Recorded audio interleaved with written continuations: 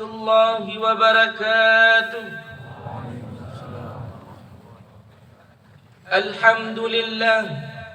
الحمد لله الذي نحمده ونستعينه ونستغفره ونعوذ بالله من شرور أنفسنا ومن سيئات أعمالنا. من يهده الله فلا مضل له ومن يضلل فلا هادي له. أشهد أن لا إله إلا الله وأشهد أن محمدا عبده ورسوله لا نبي بعده. اللهم صل على محمد وعلى آل محمد كما صليت على إبراهيم وعلى آل إبراهيم في العالمين إنك حميد مجيد. قال الله تعالى في القرآن الكريم: أعوذ بالله من الشيطان الرجيم. بسم الله الرحمن الرحيم. يا أيها الذين آمنوا اتقوا الله حق تقاته ولا تموتن إلا وأنتم مسلمون. بسم الله الرحمن الرحيم. قل هو الله أحد الله الصمد لم يلد ولم يولد ولم يكن له كفوا أحد. صدق الله العظيم. Puji dan untayan syukur tak henti-hentinya kita panjatkan kehadirat Allah Subhanahu wa Ta'ala Azza wa Jalla, yang mana Allah telah memberikan kita kenikmatan.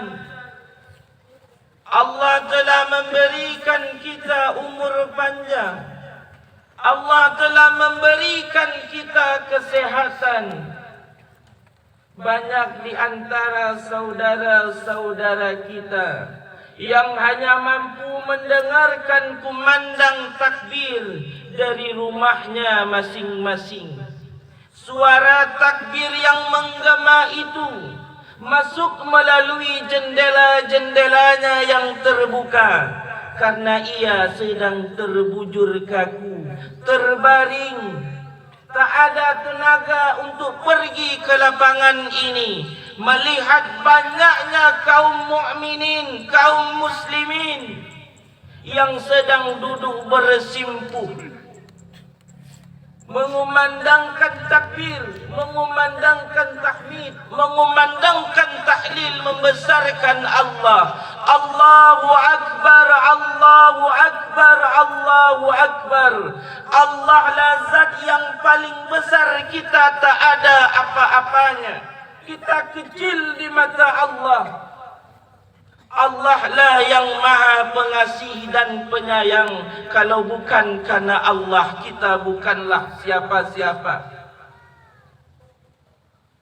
Jika kita bandingkan nikmat yang Allah berikan kepada kita, lautan itu kita jadikan tintanya, ranting pepohonan di gunung itu kita jadikan penanya, dedaunan itu kita jadikan kertas wadah untuk menuliskannya. Habis kering air laut itu, tak kita dapatkan lagi ranting pepohonan itu, tak kita temukan lagi derai dedaunan itu. Yang nikmat Allah tidak mampu kita nukilkan, yang nikmat Allah tidak mampu kita tuliskan. Begitu banyaknya nikmat Allah kepada kita. Nikmat mata saja, nikmat oksigen yang Allah berikan kepada kita, hingga hari ini Allah masih memberikan tanpa Allah minta balasan. Namun kadangkala kita masih berfikir-fikir untuk beribadah dengan Allah. Salawat beriring salam, tak henti-hentinya kita sanjung sajikan ke pangkuan alam Nabi besar Muhammad sallallahu alaihi wasallam, jantung hati Siti Aminah, bujang kandung Abdullah. Ia lahir di Mekah, ia meninggal dunia di Madinah. Pernah robek pelipis matanya. Pernah ketika ia salat diletakkan isi perut unta di atas pundaknya sehingga ia sulit untuk berdiri kembali. Salah seorang anak perempuannya menangis, kemudian memindahkan isi perut unta yang ada di pundaknya. Perjuangan itu bukan untuk dirinya. Perjuangan itu untuk kita umatnya. Perjuangan itu untuk menegakkan bendera La ilaha illallah. Namun hari ini kadangkala umatnya ketika nama Rasulullah menjadi bahan olok-olok media, ketika nama Rasulullah menjadi bahan olok-olokan sebuah perusahaan minuman keras, mana umatnya yang bersuara? Mana umatnya yang katanya cinta? Hari ini umat Rasulullah yang ada di Indonesia ini banyak nian, banyak betul, bagaikan buih di lautan, tetapi lemah ketika ada dekiran ombak. Ma'asyaril muslimin, mukminin yang berbahagia, ucapan terima kasih khatib ucapkan kepada panitia yang telah sudi kiranya menjadikan khatib hari ini menjadi bagian daripada prosesi Idul Adha.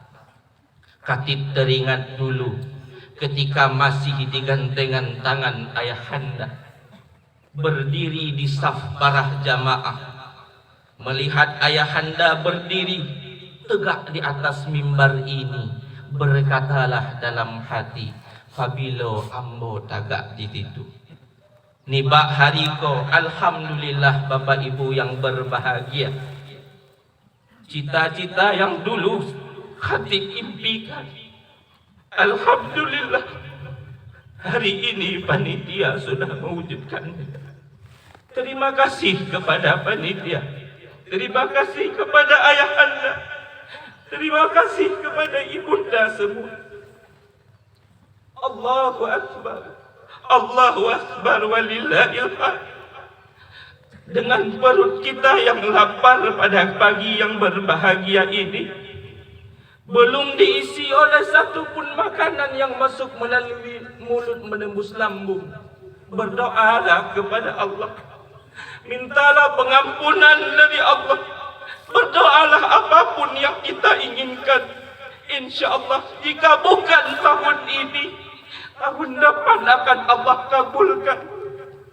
Jika belum tersisih uang untuk naik ke Baitullah, maka gunakan doa pada hari ini. Insya Allah lambat laun Allah akan kabulkan.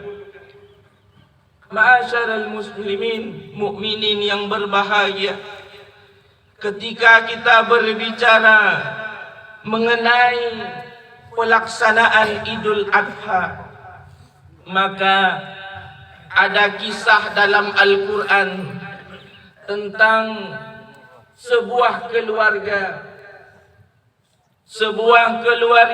yang beriman. Ayahnya beriman, ibunya beriman, anaknya beriman. Seorang ayah yang penuh dengan pengorbanan ketika mencintai Allah. Ujian demi ujian, karena memang kehidupan ini laluan ujian demi ujian. Mungkin ketika ujian sedikit, kita mengeluh kepada Allah, seolah-olah ujian kita paling besar. Tapi kalaulah mau kita sedikit berfikir, lebih berat ujian kelapa ketimbang ujian kita. Cobalah lihat Bapak Ibu buah kelapa. Ketika ia menjadi bumbang, belum tentu ia menjadi kelapa yang besar nantinya. Belum tentu kehidupannya. Karena bumbang jatuh, kelapa jatuh, karambi muda pun ikut jatuh ni Pak Hariko. Bumbangnya jatuh ketika ia menjadi muda, dicolok dan digalah. Ketika ia jatuh ke tanah yang keras, maka pecah buahnya. Ketika ia yang jatuh ke tanah yang lembek, terbenam ianya. Apakah sampai di situ pengorbanannya? Tidak. Diambil pula galah yang diruncingkan ujungnya, kemudian dicolok ke kelapa muda itu sampai tembus ke dalam isi dagingnya, kemudian baru diangkat. Apakah selesai sampai di situ? Belum. Ketika ia sudah tua, dipelah pula dirinya, diperas pula santannya. Sebelum diperas santannya, diambil pula kemudian dikukur dengan pengukur yang luar biasa bergeriginya. Robek-robek tulangnya, robek-robek isinya. Kemudian air santan itu diperas. Ketika dimasak air santan itu rupanya dimasak menjadi gulai ikan, dimasak menjadi gulai ayam, dimasak menjadi gulai kerbau. Ketika telah dimasak dengan santannya tadi, ketika ia menjadi gulai, hilang kelapanya, tinggal gulai ayamnya. Hilang kelapanya, tinggal gulai ikannya. Hilang kelapanya, tinggal gulai dagingnya. Kemana kelapa tadi? Kalaulah boleh kita bertutur dengan hati ini, kalaulah boleh kita menundukkan sedikit pandangan, lebih besar mana cobaan yang Allah cobakan kepada kelapa tadi ketimbang cobaan yang Allah cobakan kepada kita. Namun kadangkala sedikit saja yang Allah berikan, kita menyalahkan Allah. Allah cinta sayang ke hamba, Allah lebih sayang ke tipu lentin. Waknya lama bitapai kamu tadi. Tapi kita dulu ketika sehat, kita hanya lewat-lewat saja di depan pintu masjid. Tapi setelah sakit, menyalahkan Allah, seolah-olah ini semua salah Allah. Bapak ibu yang dirahmati Allah, ayah yang saleh bernama Ibrahim, Nabiullah Ibrahim alaihi salam, diawali dengan doa beliau yang sangat masyhur. Apa doanya? Rabbi habli minas salihin, Rabbi habli minas salihin, Rabbi habli minas salihin. Doa ini sangat masyhur di kalangan kita. Doa ini adalah doa Nabiullah Ibrahim. Namun kadangkala kita bertanya pada diri kita, wahai ustaz, mengapulau tek ambo membaca doa ko indak saleh-saleh anak? Karena kita belum saleh. Salehkan diri terlebih dahulu, baru mengharap generasi yang saleh. Tidak akan pernah terjadi ayah salah, anak saleh. Yang ada ayah saleh, anak saleh. Contohnya Nabiullah Ibrahim, saleh ianya. Pernah dibakar dalam api, tetapi ketika sami'na wa ata'na, kami dengar dan kami patuhi ya Allah. Kita jangankan api yang banyak, api rokok saja membakar kita. Ala nak do pai sembayang subuh karena ujung kaki ialah gambuang air. Ma'asyaral muslimin mu'minin yang berbahagia, Nabiullah Ibrahim berdoa kepada Allah, ya Allah, berikan hamba anak yang saleh. Beralamo doa kau, beralamo doa kau. Nabiullah Ibrahim untaikan lamanya 86 tahun. 86 tahun dalam riwayat Nabiullah Ibrahim selalu menguntaikan doa Rabbi habli minas salihin, Rabbi habli minas salihin, di setiap sujudnya, di setiap tadahan tangannya. 86 tahun. Kita 10 tahun saja alam menyerah ke ustaz. Nak do bisa ustaz para bana. Nak do bisa ustaz para bana ustaz. Mak mampasalaken ayah cik akaya nyo bana ustaz. Ayah mampasalaken mak cik kadunen maknya ustaz. Tapi Nabiullah Ibrahim tidak pernah mempermasalahkan siapa. Ia selalu berdoa kepada Allah, Rabbi habli minas salihin. Apakah ketika Allah kabulkan doa ini ia tersenyum dengan doa itu? Tidak, wahai para jamaah. Dari tulang sulbinya Allah lahirkan seorang anak yang bertakwa, yang hingga ujung masa masih didengungkan kisahnya. Setiap Idul Adha selalu berbicara tentang dirinya. Siapa ia? Ismail alaihi salam. Pada surah ini Allah lanjutkan lagi, fabasyarnahu bighulamin halim, maka kami beri kabar gembira kepadanya dengan kelahiran seorang anak yang sangat sabar. Ismail itu Pak sabar betul. Nanti kita lihat bagaimana ujian kesabarannya. Seorang nabi ayah alalamu nak do dapat keturunan, berdoa kepada Allah, ya Allah, dari tulang sulbiku jadikan seorang anak yang saleh. Allah jadikan seorang anak yang saleh. Sedang enak-enaknya menimbang si buang hati, sedang lama-lamanya balai ingin anak-anak akan diri, sedang lama-lamanya menyuapi. Tapi Allah memberikan satu ujian lagi kepada Nabiullah Ibrahim. Apa katanya? Wahai Nabiullah Ibrahim, ini kisah ini diterangkan secara gamblang dalam sebuah kitab yang berjudul Rahiq Al-Maktum karya Syekh Al-Mubarakfuri. Disampaikan bahawa Nabiullah Ibrahim yang tinggal nun jauh di Palestina. Di Palestina adalah ladang dakwah beliau. Kemudian ia Nabiullah Ismail ini dan ibunya yang bernama, kita semua tahu tentang kisah ibunya. Ibunya yang bernama Siti Hajar. Kemudian Nabiullah Ismail kecil, masih kecil Bapak Ibu yang dirahmati Allah. Kepada Nabi Ibrahim Allah sampaikan, pisahkan mereka dengan dirimu, letakkan ia ke sebuah tempat. Kemudian Nabiullah Ibrahim meletakkan Ismail kecil dengan seorang ibu di dataran padang yang sangat tandus, tak ada pepohonan sedikit pun. Jangankan pohon, unggas pun, burung pun tak ingin singgah di tempat itu saking gersangnya.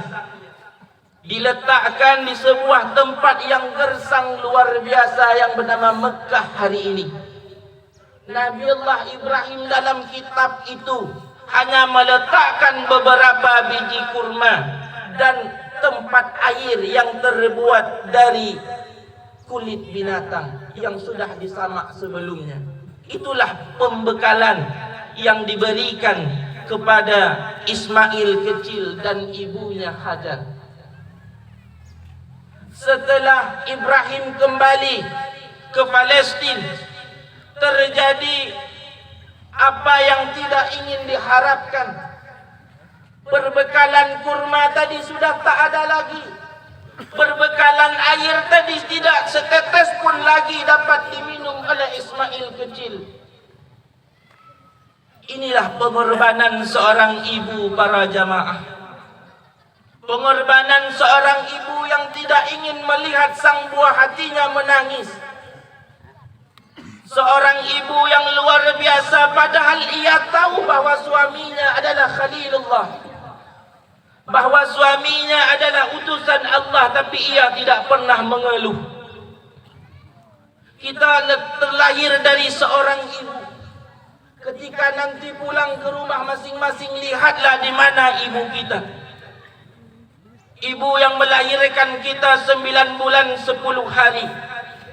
Ibu yang tidak pernah pamrih kepada anaknya. Ibu yang sangat luar biasa. Pernah kering isi perutnya, yang penting anaknya kenyang.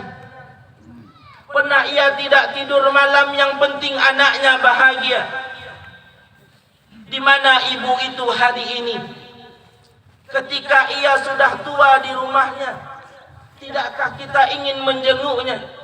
Namun apabila ia sudah terbaring di bawah tanah, di gundukan kuburan itu, tidakkah kita ingin mengunjungi batu nisannya? Ma'asyaral muslimin mukminin yang berbahagia, pengorbanan ibu tak ada duanya. Ia kadang menipu kepada ayah untuk membuat kita bahagia. Jarang sekali kita memeluk dirinya. Jarang sekali kita ambil tangannya, kita ciumi. Kita letakkan dua bibir ini ke bawah tapak kakinya, karena itu adalah penghargaan kepada dirinya. Di mana ibu itu hari ini? Belum besar sang anak, buah yang sengaja ia tanam belum meninggi batangnya, sudah sang anak ini meminang gadis lain. Belum sang ibu merasa ranumnya buah yang anak itu berikan, ia sudah coba membuat buah yang lain. Ingin sekali ibu ini diajaknya, ingin sekali ibu ini diajaknya ke belang pidi misalnya. Mau mak, kita pergi ke belang pidi mak, kita ambil tali baju untuk mama. Cibola tes talak kuang mak. Ancak tu manui mama. Kalau memang rancak manui mama, mak alhamdulillah. Pernahkah itu kita lakukan? Atau itu lebih sering kita lakukan kepada istri kita yang kita temui di belasan tahun kehidupan kita, ketimbang kita lakukan pada ibu yang kita sendiri lahir dari rahimnya? Jarang sekali itu kita lakukan. Bahkan kita sengaja pergi bertamu ke rumah ibu hanya untuk mengatakan, "Kau mana ndak ampai ibu yung? Ambon ndak ke bang pidi teman-teman membeli baju bini mo." Tidakkah pernah kita rasai bagaimana air mata yang menetes satu dua dari pipinya? Bak Manik putus dirangkai, Bak Intan putus pangarang. Tidakkah pernah kita berfikir itu, wahai bapak-bapak dan ibu-ibu yang dirahmati Allah? Kemudian kepada ibu-ibu saya pesankan, jika engkau memiliki sang suami, jangan pernah engkau melarang suamimu untuk berbakti kepada ibunya. Biarkan ia berbakti kepada ibunya, karena itu adalah baktinya. Ingat wahai bapak-bapak, tanggung jawab seorang ibu bukan kepada anak perempuannya, tapi tanggung jawab seorang ibu adalah kepada anak laki-lakinya.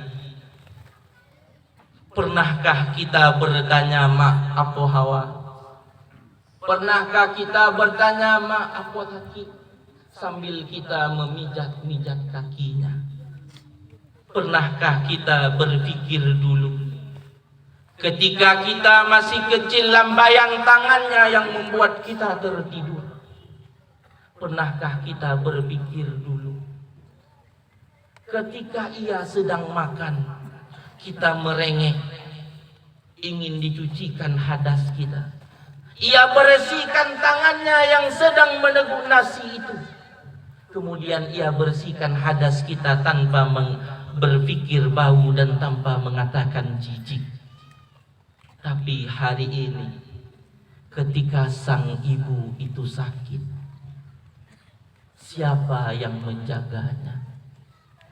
Satu dirinya, bertujuh kita mampu ia besarkan. Tapi nyata pada hari ini, satu orang dirinya, 7 orang kita yang telah dewasa, jarang sekali kita menjenguknya. Memang benar ketika ibu itu mengatakan, "Biarlah ibu nak tinggal di rumah tua." Padahal rumah kita cukup indah-indah. Rumah kita permanen, keramik megah dan mewah. Tapi apa yang ada di dalam bibir seorang orang tua yang melahirkan kita? "Biarlah mak tinggal di rumahku nak. Iko rumah pembagian ayah kau. Iko rumah pembagian ayah waam." Banyak bana cinta yang tertanam dalam rumah ini. Tak mau dia ke rumah kita yang megah. Kenapa? Karena kadang kala kenyamanan tak kita berikan. Satu orang dianya bertujuh kita mampu dia besarkan. Tapi 7 orang kita, 1 orang dianya kita opor-opor ke rumah adik sekandung. Betapa banyak kita melihat itu hari ini. Tidakkah kita tahu bahwa di tapak kakinya ada ladang syurga? 1 minggu kau matin, 1 minggu kau rumah kau. Balung hari tak minggu ala telefon kakak yang tua kak, nak ada kak ambil rumah kau. Nak ada kak ambil rumah kak. Janji kita minggu-minggu tu orang. Tidakkah kita berfikir bagaimana hatinya? Ia yang membesarkan kita. Ia yang melahirkan kita. 32 batang tulang yang patah sekaligus itu yang ia rasai. Tapi di akhir hayatnya ia sendiri di rumah tua. Rumah kita yang megah, mobil kita yang mewah. Tapi tidak pernah kita naikkan dirinya. Betapa sedih dirinya ketika kita ajak ia ke mobil mewah. Tanpa sengaja ia banting pintu itu secara kuat-kuat. Anak lelaki yang ia besarkan itu berkata dengan reman kepada sang ibunda, "Jangan kuek-kuek bana mak, bau bana motor." Na'udzubillah summa na'udzubillah. Bagaimana tersayatnya hati seorang ibu, hati seorang perempuan yang rela lapar pelutnya demi mengenyangkan sang anak. Kemudian Bapak Ibu yang dirahmati Allah, ujian ini yang dilaksanakan oleh Hajar. Hajar lari dari Bukit Safa ke Bukit Marwah dengan mendaki dan menurun, dengan mendaki dan menurun sebanyak 7 kali. Kemudian ia melihat di tempat ia meletakkan Ismail kecil itu ada burung-burung yang sudah mulai terbang ke arahnya. Perjuangan Siti Hajar itu membuktikan bahwa seorang ibu tidak ingin anaknya lapar. Perjuangan Hajar itu membuktikan bahwa seorang ibu bagaimanapun caranya ia akan memperjuangkan untuk mengisi perut anaknya. Tapi coba kita berpikir bagaimana seorang anak hari ini. Jarang sekali kita bertanya, "Mak, apa keinginanmu?" Ma'asyaral muslimin mu'minin yang berbahagia, Allahu Akbar, Allahu Akbar, Allahu Akbar walillahil hamd. Kemudian Hajar berlari ke arah Ismail. Ia melihat di tumit Ismail kecil sudah muncul mata air yang dikenal air sampai di tanah air dengan nama air Zam-Zam. Alim ulama mengatakan Zam-Zam itu bermakna berkumpul. Ketika Siti Hajar panik dengan banyaknya air, ia suruh kumpulkan air itu. Kemudian alhamdulillah, padang yang dulunya tandus sudah mulai ada mata air. Ketika sudah mulai ada mata air, tentunya ada kehidupan. Disitulah kehidupan Mekah dibangun. Allahu Akbar, Allahu Akbar, walillahil hamd. Ayah yang lama berpisah dengan sang anak karena perpisahan jarak dan waktu, kemudian sesekali melihat bagaimana kondisi Nabiullah Ismail. Dalam kitab Rahik Al-Maktum, Syekh Al-Mubarakpuri mengatakan lebih kurang hanya 3 kali Nabiullah Ibrahim melihat bagaimana kondisi Nabiullah Ismail. Di kali yang terakhir ketika ingin melihat sang anak yang sudah mulai tumbuh remaja, melihat gantengnya Nabiullah Ismail, melihat lembutnya kulitnya, dengan rasa sayang-sayangnya, Allah uji lagi Nabiullah Ibrahim. Apa ujian itu? Ujian itu Allah katakan kepada Nabiullah Ibrahim untuk bertutur dengan anaknya. فلما بلغا معه السعي قال يا بني إني أرى في المنام أني أذبحك فانظر ماذا ترى.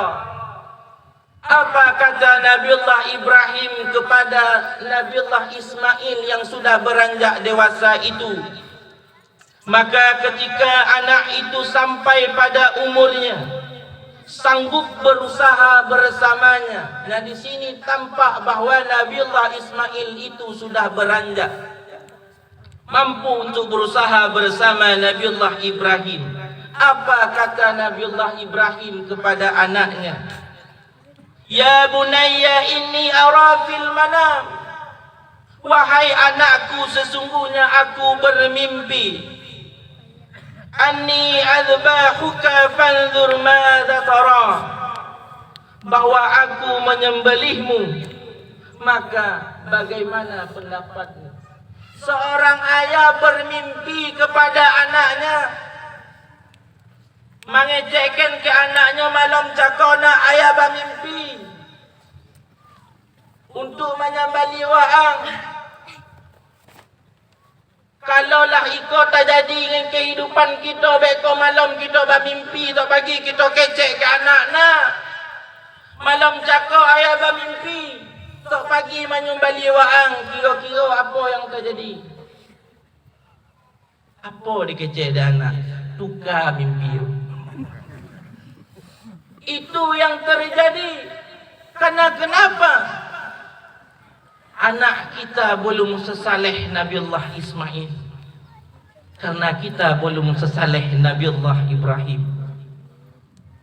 Ketika dikatakan itu kepada anaknya, apa sahut sang buah hati ini? Qala ya abati if'al ma tukmar. Ya abati if'al ma tukmar. Satajuduni insyaallah minas sabirin. Wahai ayahku, lakukanlah apa yang diperintahkan oleh Allah kepadamu. InsyaAllah engkau akan mendapatiku termasuk orang-orang yang sabar. Dalam batu kita Nabiullah Ismail kau mengecek ke ayahanda, ya ayah, lakukan apa yang Allah sampaikan kepadamu. InsyaAllah ananda dalam keadaan sabar. Kemudian dengan iman dua orang yang luar biasa ini memberikan pengorbanan kepada Allah. Ia bawa Nabiullah Ismail. Ada hikmah yang kita dapatkan dengan kisah ini. Di antaranya Nabiullah Ismail berkata kepada sang ayahanda, wahai ayah, jangan engkau longgarkan ikatan leher ini. Kuatkanlah sang ayah. Itu yang pertama. Dan yang kedua, Nabiullah Ismail berkata kepada sang ayahanda, wahai ayah, tolong tajamkan pisau. Bagaimana perasaan Nabiullah Ibrahim ketika anak bertutur itu kepada sang ayah, wahai ayah, kuatkan ikatannya wahai ayahku, agar aku tidak terlalu sakit. Wahai ayahku, tajamkan pisaunya agar sekali nanti ketika engkau menggorok leherku. Bagaimana perasaan seorang Nabiullah Ibrahim? Tak tentu apa yang harus kita katakan, tetapi karena iman dan ketakwaan kepada Allah. Allahu Akbar, Allahu Akbar, Allahu Akbar walillahil hamd. Karena sami'na wa ata'na. Nabiullah Ismail digantikan oleh domba atau biri-biri yang didatangkan oleh Allah dari syurga melalui Jibril alaihi salam. Itulah kisah yang luar biasa dari Idul Adha ini. Itulah kisah yang fenomenal yang sampai hari ini masih terngiang-ngiang di kepala kita, masih terngiang-ngiang dalam ingatan kita. Bagaimana kisah Nabiullah Ibrahim, bagaimana kisah Siti Hajar, dan bagaimana kisah Nabiullah Ismail. Barakallahu li wa lakum fil Qur'anil Karim ونفعني وإياكم بما فيه من الآيات وذكر الحكيم وتقبل مني ومنكم تلاوته إنه هو السميع العليم. الله أكبر الله أكبر الله أكبر ولله الحمد. الله أكبر الله أكبر الله أكبر ولله الحمد. الله أكبر الله أكبر الله أكبر ولله الحمد. الحمد لله الذي أرسل رسوله بالهدى ودين الحق ليطهره على دين كله وكفى بالله شهيدا. أشهد أن لا إله إلا الله وأشهد أن محمدا عبده ورسوله لا نبي بعده. اللهم صل على محمد وعلى آل محمد كما صليت على إبراهيم وعلى آل إبراهيم في العالمين إنك حميد مجيد. قال الله تعالى في القرآن الكريم: أعوذ بالله من الشيطان الرجيم. بسم الله الرحمن الرحيم. يا أيها الذين آمنوا اتقوا الله حق تقاته ولا تموتن إلا وأنتم مسلمون. أعوذ بالله من الشيطان الرجيم. بسم الله الرحمن الرحيم. قل أعوذ برب الناس مالك الناس إله الناس من شر الوسواس الخناس الذي يوسوس في صدور الناس من الجنات والناس. صدق الله العظيم. اللهم اغفر للمسلمين والمسلمات المؤمنين والمؤمنات الأحياء منهم والأموات إنك سميع قريب مجيب الدعوات يا قاضي الحاجات. اللهم أحسن عاقبتنا في الأمور كلها وأجرنا من خزي الدنيا وعذاب الآخرة. ربنا ظلمنا أنفسنا وإن لم تغفر لنا وترحمنا لنكونن من الخاسرين. ربنا آتنا في الدنيا حسنة وفي الآخرة حسنة وقنا عذاب النار. عباد الله، السلام عليكم ورحمة الله وبركاته. Waalaikumsalam.